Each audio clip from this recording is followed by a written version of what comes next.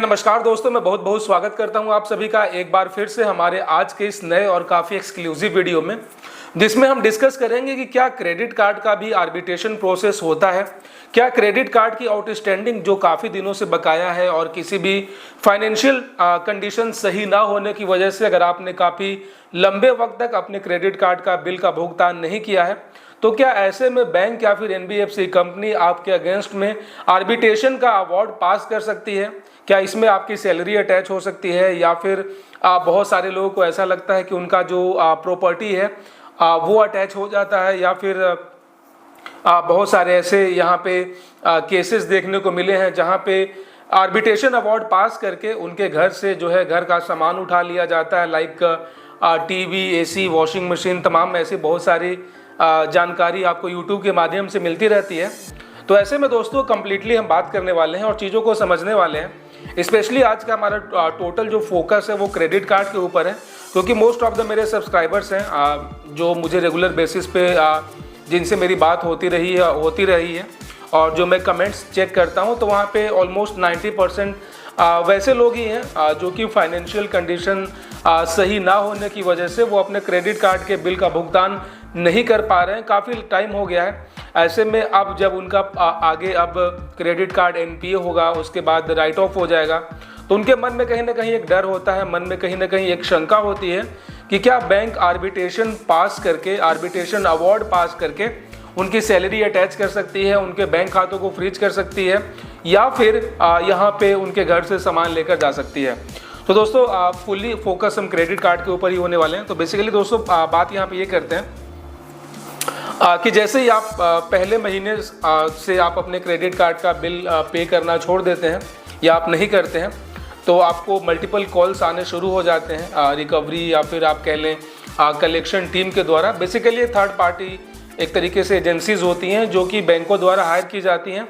उनका पूरा मकसद ये होता है कि किसी तरीके से जो कस्टमर हैं उससे कम्युनिकेट करें और उनको समझाएं और उनको कन्विंस करें पेमेंट के लिए। आइदर वो टोटल आउटस्टैंडिंग पेमेंट करें या फिर यहाँ पे मिनिमम पेमेंट का भी एक ऑप्शन होता है। हालांकि सभी ग्राहकों को पता है कि एक मिनिमम पेमेंट का भी यहाँ पे ऑप्शन है, लेकिन बहुत सारे लोग ऐसे भी होते हैं जिनकी कुछ मजबूरी ऐसी आ जाए या फिर उनके पास इतने भी पैसे नहीं हैं कि वो अपने क्रेडिट कार्ड का मिनिमम ड्यू भी पे कर पाएँ।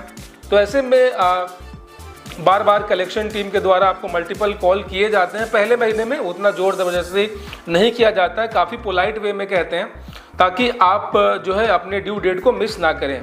लेकिन बाई चांस अगर आपने पहले महीने को जो ड्यू डेट है उसको पास कर दिया, अब आपका दूसरा महीने का बिल भी जनरेट हो गया और अब डेट आ गया दूसरे महीने के बिल पेमेंट का। अब चूंकि आपका पिछले महीने का भी बिल ड्यू है और प्लस सेकंड मंथ का, मतलब यहाँ पे आपका 2 महीने का आउटस्टैंडिंग हो गया। अब बैंकों को यहाँ पे एक डर सताने लगता है कि अगर ग्राहक अगर तीसरा पेमेंट भी अगर वो मिस करता है, इट मीन्स कि अब उसका अकाउंट जो है वो एनपीए में चला जाएगा। क्योंकि अगर आप लगातार 90 डेज तक अगर आप बिल पेमेंट नहीं करते हैं तो वो अकाउंट जो है क्रेडिट कार्ड का वो ऑटोमेटिकली जो है एनपीए में चला जाता है। मतलब कि आरबीआई के गाइडलाइन के अनुसार वो नॉन परफॉर्मिंग एसेट्स हो जाता है। मतलब ये कि अब बैंक को उससे कोई कमाई आगे नहीं होने वाली है। अब चूंकि बैंकों ने आपको क्रेडिट कार्ड दिया है उस पर मुनाफा कमाने के लिए, उससे प्रॉफिट जनरेट करने के लिए, और वो जो भी इंटरेस्ट या चार्जेस और पेनाल्टी ऐड करते हैं इससे बैंकों की कमाई होती है। तो बैंक के अंदर कहीं ना कहीं एक डर हो जाता है कि अगर ग्राहक का अकाउंट जो है कार्ड है अगर एनपीए हो जाता है तो ये उनका कहीं ना कहीं पर्सनल लॉस है, उनके बिजनेस को अफेक्ट करेगा। तो इसीलिए जो है अब यहाँ पे थोड़ा सा और वो एक तरीके से हार्ड रिकवरी करना शुरू करते हैं। ठीक है, तो फाइनेंशियली वर्ल्ड में इसको हार्ड रिकवरी कहा जाता है, इसलिए क्योंकि जो पहले महीने जो भी आपको कलेक्शन या फिर रिकवरी के द्वारा कॉल्स किए जा रहे थे ये काफ़ी पोलाइट वे में हो रहा था।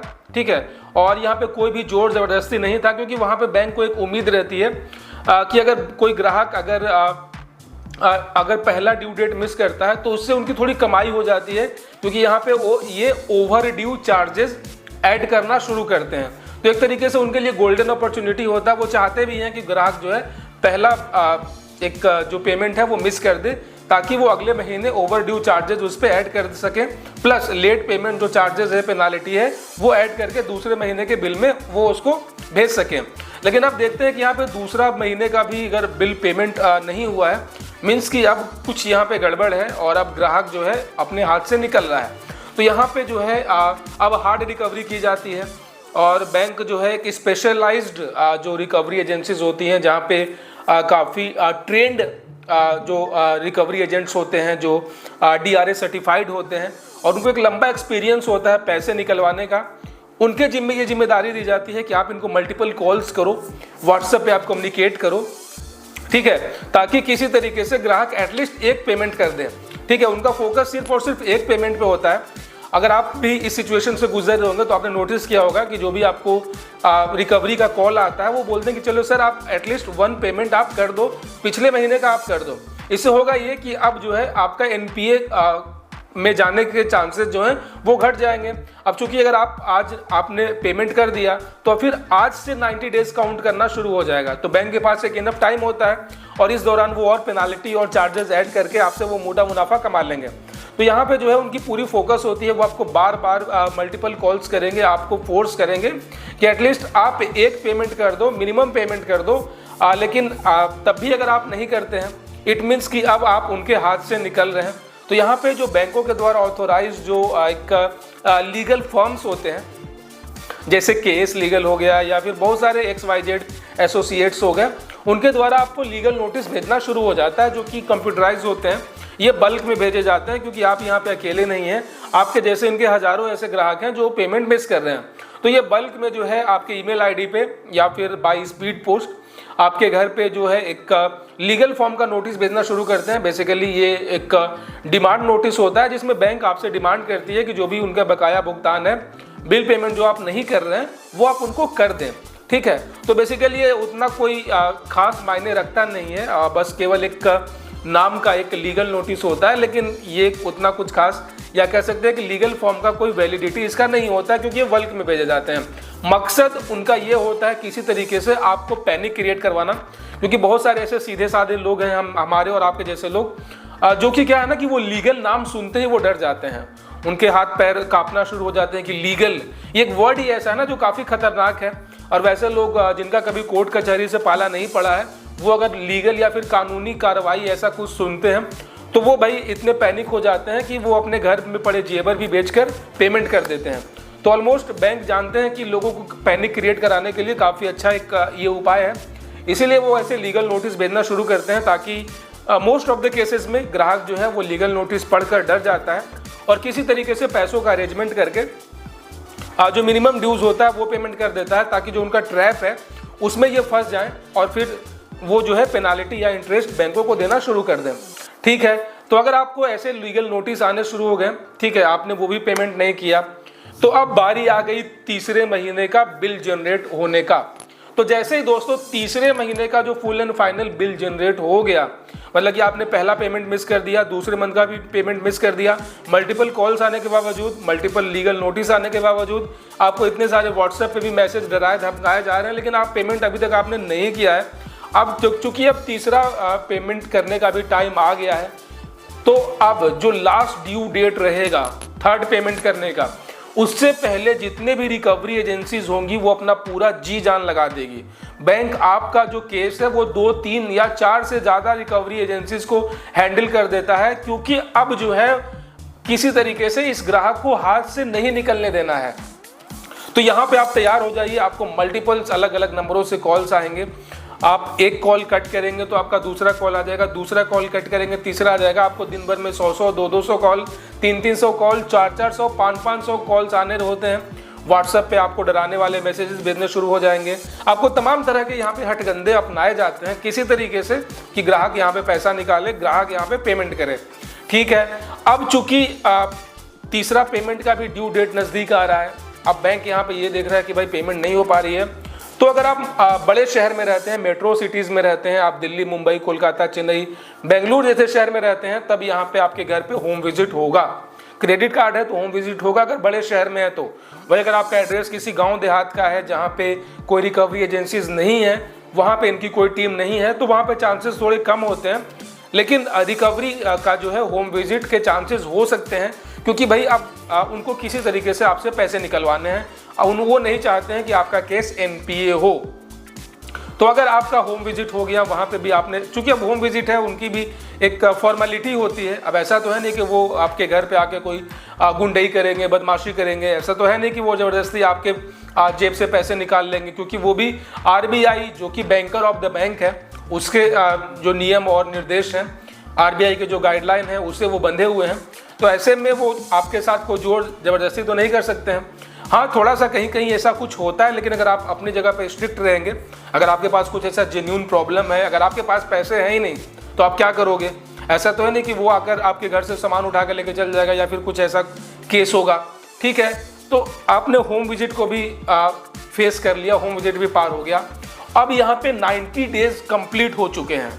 गाइस, वीडियो थोड़ा लंबा हो रहा है, लेकिन आप चीज़ों को समझना, क्योंकि मेरी कोशिश होती है कि मैं आपको बिल्कुल स्टेप बाय स्टेप वे में सब कुछ बिल्कुल सही तरीके से समझाऊं, ताकि आप कोई भी इंपॉर्टेंट पार्ट मिस ना करो। और अगर आप भी सिचुएशन को फेस कर रहे हो तो आप मेरी बातों से रिलेट कर पाओगे। तो अब चूंकि आपका 90 डेज कंप्लीट हो गया, आपने मल्टीपल कॉल्स झेल लिए, मल्टीपल थ्रेट्स व्हाट्सएप पे, लीगल नोटिस आपने झेल लिए, होम विजिट भी आपने फेस कर लिया। अब चूंकि 90 डेज क्रॉस हो गए, तो अब as per the law RBI guideline, अब आपका जो क्रेडिट कार्ड है वो एनपीए हो गया, मींस नॉन परफॉर्मिंग एसेट्स। अब वो कार्ड जो है एक तरीके से अब परमानेंटली ब्लॉक हो चुका है। अब उस कार्ड को आप चाहें तब भी आप पेमेंट करके आप इसे एक्टिवेट नहीं कर सकते हैं। आप सेटलमेंट कर सकते हैं, आप पूरा पेमेंट कर सकते हैं, उसको बंद कर सकते हैं, लेकिन अब वो आगे वो कंटिन्यू नहीं होगा।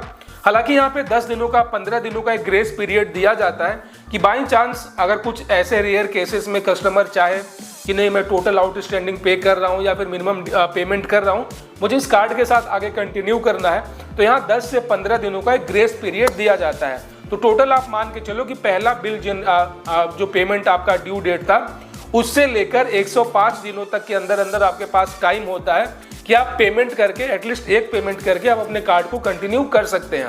लेकिन जैसे ही 105 दिन क्रॉस हो गया, मीन्स कि एनपीए पार हो गया, प्लस ये जो 10 से 15 दिनों का जो ग्रेस पीरियड आपको दिया गया था, ये भी क्रॉस हो गया। अब यहाँ पे जो है आप पेमेंट करने में फेल हो गए, रीजन कुछ भी रहा हो, लेकिन ग्राहक की ओर से पेमेंट नहीं आया। इट मीन्स कि अब फुल एंड फाइनल एनपीए हो गया। अब जो ये आगे का जो 3 महीना होता है, ये काफ़ी क्रूशियल होता है, क्योंकि अब यहाँ पे जो बैंक्स हैं ये पूरा जी जान लगा देती हैं आपसे जो टोटल आउटस्टैंडिंग है वो रिकवरी करने के लिए। टोटल आउटस्टैंडिंग मतलब कि आपका अभी तक का टोटल जितना भी आपने लिमिट यूज़ किया है, एडिशनली जो भी आपके ऊपर चार्जेस लगे हैं, जो भी इंटरेस्ट लगा है, जो भी पेनाल्टी लगा है, XYZ जो भी टोटल आउटस्टैंडिंग है, अब ये बैंक आपसे डिमांड करेगा। और अब यहाँ पे लीगल नोटिसेस की भरमार हो जाएगी आपके मेल आईडी पे, आपके व्हाट्सएप पे, या फिर स्पीड पोस्ट के द्वारा आपके घर पे आने शुरू हो जाएंगे, क्योंकि अब उनको मिनिमम पेमेंट नहीं चाहिए, अब उनको 1 महीने का पेमेंट नहीं चाहिए, अब उनको चाहिए टोटल आउटस्टैंडिंग। ऐसे में दोस्तों वो भी आरबीआई की गाइडलाइन से बंधे हुए हैं, और चूंकि आरबीआई का ये एक रूल भी है कि कोई भी ग्राहक अगर किसी फाइनेंशियली प्रॉब्लम से गुजर रहा है, अगर उनकी हालात अभी ऐसे नहीं है कि वो पेमेंट कर पाए, तो बैंकों को उन्हें सेटलमेंट ऑफर करना होगा। ठीक है, तो ऐसे में जो बैंक्स हैं या फिर जो रिकवरी एजेंट्स हैं जो होम विजिट करते हैं, ये आपके ऊपर दबाव बनाएंगे कि या तो आप टोटल आउटस्टैंडिंग पेमेंट करें या फिर आप सेटलमेंट करके, चूंकि बैंक को भी अपना बैलेंस शीट को क्लोज करना होता है। ठीक है, 31 मार्च तक, जो कि 1 अप्रैल से नया साल शुरू होता है नए फाइनेंशियल ईयर का, तो 31 मार्च तक बैंक जो है पूरी जी जान लगाएंगे कि आप किसी तरीके से सेटलमेंट करके आप अपने कार्ड को क्लोज करवाओ। सेटलमेंट बेसिकली क्या होता है कि एक तरीके से समझौता होता है कि ठीक है, अगर मान लेते हैं अगर आपका 1 लाख का ड्यू है तो आप इसको 50,000 में काम खत्म करो, जो कि 50% हुआ। ठीक है, तो आप शुरुआती जो आपको सेटलमेंट ऑफर मिलेगा वो 40% से शुरू होगा। 40% मतलब कि 1 लाख का 40,000, अगर 10,000 का है तो 4,000, आप इसको कैलकुलेट कर लेना। ठीक है, तो अगर आपके ग्राहक के पास इतने पैसे भी नहीं है कि वो 40% के सेटलमेंट को भी एक्सेप्ट कर पाए इस ऑफर को, तो फिर आगे से वो ऑफर देंगे कि आपको 30%, 20%, 25%, 10%, 15% का। मकसद इनका ये होता है किसी तरीके से, अब चूंकि बैंक के जो स्टाफ हैं वो अपने घर से तो आपको पैसे नहीं दे रहे हैं, क्योंकि वो बैंक का ही पैसा है, और बैंक ऑलरेडी आपसे उतना कमा चुका है जितना आपने कार्ड को यूज़ किया है। तो अब उनका पूरा फोकस ये है कि किसी तरीके से आपके अकाउंट को क्लोज कराना, इसे परमानेंटली जो है एक तरीके से ख़त्म करना, झंझट ख़त्म करना, कि वो ना बार बार आपको कॉल करें और ना अभी बार बार इरिटेट हो, परेशान हो। ठीक है, तो आप वो कम से कम आपको जो है मिनिमम से मिनिमम आपको 15 to 20% का आपको सेटलमेंट ऑफर करेंगे। तो अगर इस दौरान अगर आप उनके सेटलमेंट ऑफर को एग्री कर जाते हैं तब तो आप बहुत ही आसानी से जो है आप वन शॉट में क्लियर कर सकते हैं, या फिर आप उसकी EMI बनवा सकते हैं। सपोज करो कि आपका टोटल आउटस्टैंडिंग 1 लाख रुपए का था और आपको 20% का सेटलमेंट ऑफर हुआ, मतलब कि 20,000 पे आपने ऑफर को एक्सेप्ट कर लिया, तो आपके ऊपर है कि आप उसे वन शॉट में क्लियर करना चाहते हो या फिर मल्टीपल EMI के फॉर्म में आप उसे क्लियर करना चाहोगे। वन शॉट मतलब कि आपको 20,000 में टोटल एक बार पेमेंट करके जो है आप NOC ले सकते हो, या फिर आप 2 महीने का 10-10 हज़ार का, 2 महीने का, या फिर 3 महीने का 8-8 हज़ार का, सॉरी जो 7-7 हज़ार का होगा। इस तरीके से आप, क्योंकि जिस दिन आपका टोटल पेमेंट हो जाएगा तो उसके लगभग 45 से 50 दिनों के अंदर अंदर आपको जो है NOC लेटर मिल जाएगा। मतलब आप निश्चिंत रहो कि हाँ आपने टोटल पेमेंट कर दिया सेटलमेंट का, तो आपको NOC मिलना ही मिलना है। फिर आपको कॉल्स आने बंद हो जाएंगे, नेचुरल सी बात है। उनको पेमेंट चाहिए था, आपने पेमेंट दे दिया तो उसके बाद बंद हो जाएगा। लेकिन आप मान लेते हैं ग्राहक के पास इतने पैसे भी नहीं है, या फिर वो इस तरीके से लोन और मल्टीपल डेब्ट का शिकार हो चुका है कि उसके पास इसके जैसे बहुत सारे क्रेडिट कार्ड्स हैं जिसका वो बिल पेंडिंग है। अगर एक रहे तब तो बंदा करे, अब एक ही साथ टोटल 4-4, 5-5, मुझे तो ऐसे मेरे सब्सक्राइबर्स का कॉल आता है जिनके 8-8, 9-9, 10-10 क्रेडिट कार्ड का जो है वो डिफॉल्ट हो चुका है। तो ऐसे में वो बंदा ये कंफ्यूज रहेगा कि किसका सेटलमेंट ऑफर एक्सेप्ट करूं, किसका ना करूं। उसके पास तो इतने भी पैसे नहीं है, उसकी जो मंथली सैलरी है उससे कहीं ज़्यादा उसका जो टोटल आउटस्टैंडिंग है या फिर सेटलमेंट हो रहा है।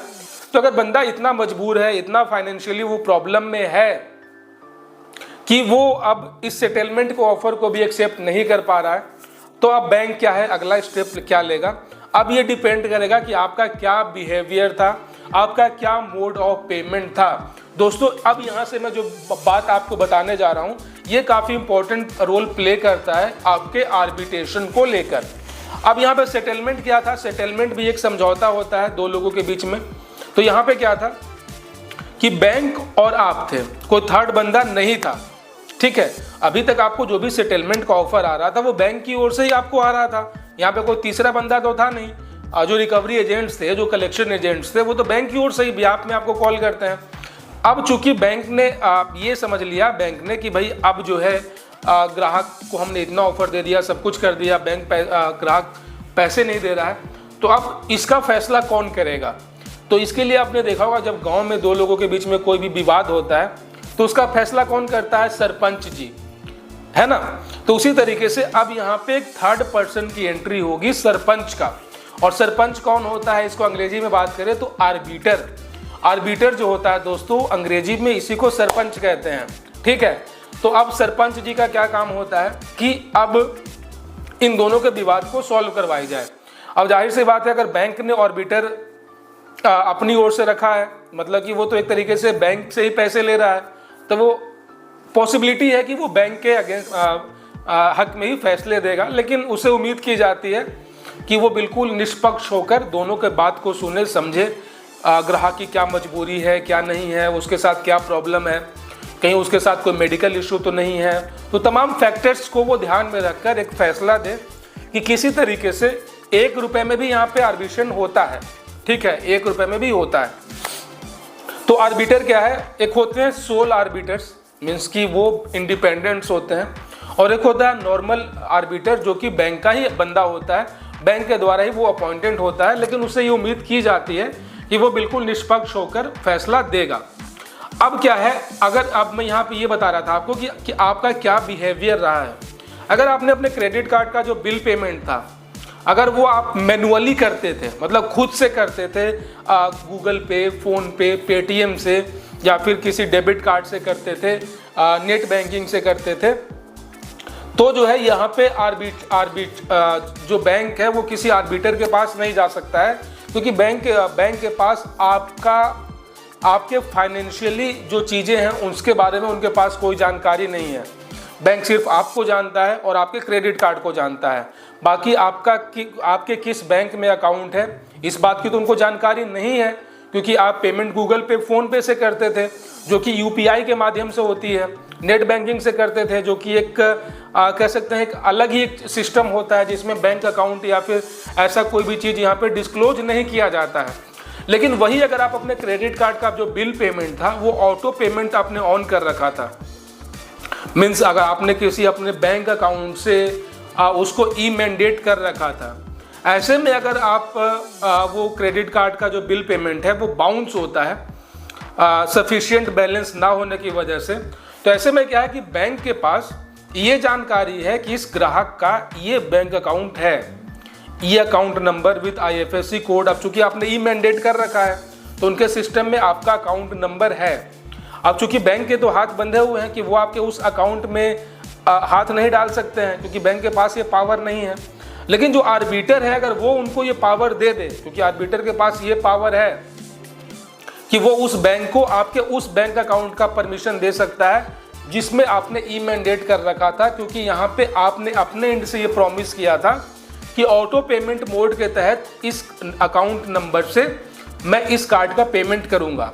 अब चूंकि अब पेमेंट फेल हो रहा है, मतलब कि आपने प्रॉमिस तोड़ दिया, तो यहाँ पे जो है आर्बिटर जो है ये अवार्ड पास कर देगा कि इस अकाउंट को फ्रीज कर दिया जाए और इस अकाउंट में जब तक जो आपका क्रेडिट कार्ड का जो टोटल आउटस्टैंडिंग है इतना पैसा ना डिपॉजिट हो जाए तब तक जो है इसको होल्ड कर दिया जाए, अकाउंट को फ्रीज कर दिया जाए। मतलब ये कि उस अकाउंट में पैसे तो आएंगे, अगर आप जहां जॉब करते हो, अगर वहां से आपको सैलरी उस अकाउंट में आती है तो वहां पे डिपॉजिट तो होगा, लेकिन आप विड्रॉ नहीं कर पाओगे, क्योंकि वहां पे आर्बिटर जो है वो अवार्ड पास करके आपके बैंक को मेल कर देगा। और चूंकि आर्बिटर का जो ऑर्डर होता है, जो अवार्ड होता है आपके बैंक मैनेजर को, उसको कंसीडर करना कंपलसरी है, क्योंकि आर्बिटर को जो है यहाँ पे गवर्नमेंट ने भी कुछ राइट्स दे रखे हैं। तो अगर आपने ऑर्डर पेमेंट कर रखा है या फिर आपका जो क्रेडिट कार्ड और आपका जो बैंक अकाउंट है दोनों सेम बैंक में है, ठीक है, दोनों सेम बैंक, मतलब SBI कोटक HDFC, तब ऐसे में बैंक के पास तो ये जानकारी है सेम पैन नंबर से कि इसी पैन नंबर पे ये क्रेडिट कार्ड भी हमने इशू किया है और इसी पैन नंबर पे हमने इन्हें अकाउंट भी ऑपरेट करने की इजाज़त दी है। अब चूंकि दोनों के मालिक तो वो खुद ही हैं तो उनके पास तो ये जानकारी है ही। सपोज करो कि मैं मकान मालिक हूँ और मेरे 2 फ्लैट हैं और एक फ्लैट में एक फैमिली रहती है जिसमें उसके बुजुर्ग माता पिता रहते हैं और दूसरे फ्लैट में उसी बुजुर्ग माता पिता के बच्चे रहते हैं। तो एज ए लैंडलॉर्ड मुझे तो ये पता है कि इसी फ्लैट में मेरे ही घर में दोनों रहते हैं, दोनों का आपस में कनेक्शन है, दोनों परिवार हैं।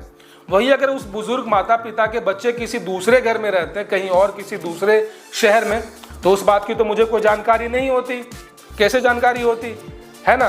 तो उसी तरीके से दोस्तों यहाँ पे ये चीज़ें काम करती हैं। अगर एक ही बैंक में आपका क्रेडिट कार्ड और अकाउंट भी है तो बैंक के पास ये पावर है आर्बिटर के थ्रू कि वो उसको होल्ड कर देगा। अब होल्ड कैसे होता है आप ये देखो, आर्बिट्रेशन का अवार्ड पास हो गया तो जैसे ही बैंक को वो आर्बिट्रेशन का अवार्ड मिल गया तो अगर टोटल आउटस्टैंडिंग 50,000 का है और आपके अकाउंट में 60,000 रुपये हैं तो वो उसी समय 50,000 रुपये डिडक्ट करके वो आपके क्रेडिट कार्ड में चला जाएगा और आपके अकाउंट में 10,000 रुपये बचेंगे और आपका जो अकाउंट है बिल्कुल सेफ रहेगा, सिक्योर रहेगा, होल्ड नहीं होगा, फ्रीज नहीं होगा, क्योंकि उनको जितने पैसे चाहिए थे, जितने का अवार्ड पास हुआ था उतने पैसे उनको मिल गए। लेकिन वही अगर आपका आउटस्टैंडिंग 50,000 का अवार्ड पास हुआ है, आपके अकाउंट में केवल 10,000 रुपये ही हैं, तो उनको चाहिए कितना, 40,000 रुपये और चाहिए, तो वो आपके अकाउंट को होल्ड कर देंगे, फ्रीज कर देंगे, वेट करेंगे कि इनकी सैलरी आएगी, है ना, तो ये 10,000 रुपये हैं, 40,000 रुपये और आएंगे, क्योंकि जब तक टोटल अमाउंट नहीं आएगा वो उसको डिडक्ट नहीं कर सकते हैं, ठीक है। तो इसी को बोलते हैं सैलरी अटैच करना। बेसिकली सैलरी नहीं अटैच करते हैं, जो आपकी सैलरी आने वाली होती है अगर उसी अकाउंट में आ रही होती है तो उसको सैलरी अटैच बोल सकते हो। अगर किसी दूसरे बैंक में आपकी सैलरी आती है तब तो यहाँ पे आपको बिल्कुल भी घबराने की जरूरत कुछ भी नहीं है। तो इस तरीके से ये आर्बिट्रेशन अवार्ड होता है। घर का सामान भूल जाओ ऐसा कुछ नहीं होता है, वो होता है होम लोन्स में। अगर होम लोन डिफॉल्ट करते हैं तो वो एक अलग चीज़ है, उसका मुकदमा चलता है, लगभग 15-20 साल लगते हैं।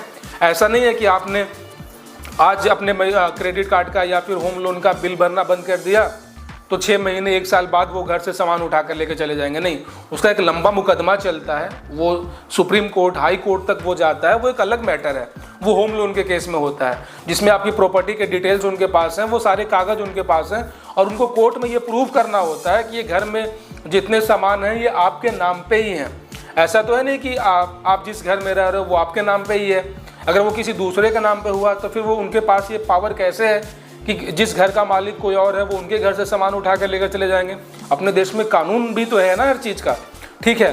तो अगर आपने ऑटो पेमेंट कर रखा है, ई मैंडेट कर रखा है, तो अवार्ड पास होगा और आपका अकाउंट फ्रीज होगा, ठीक है।